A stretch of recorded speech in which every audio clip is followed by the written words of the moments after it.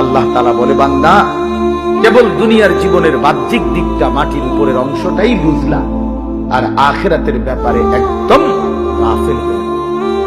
তবে মনে রেখো, আলহাকুমুত তাকাসুর হাত্তা যুরতুমুল মাকাবির। এই গাফলতে আখিরাত ভুলে থাকতে থাকতে আর দুনিয়ায় ডুবে থাকতে থাকতে দুনিয়ার নেশা তোমারে পাগল বানিয়ে দিল, গাফিল বানিয়ে দিল। একদিন মনে রেখো বান্দা, হাত্তা যুরতুমুল মাকাবির, ওই কবরস্থানে গিয়ে একদিন পৌঁছে যাবা। তো কাল্লা সাউফা তা'লামুন, সাবধান, সেদিন কবরে এসেই জানতে পারবা আমি আল্লাহর নাফরমানির পরিণতি। আইসো কবরে, সাউফা তা'লামুন, অল্প সময়ের ব্যবধানে আমি আল্লাহ তোমারে কবরে আইসাই বুঝায় দেব এই বিড়ি খাওয়ার পরিণতি কি।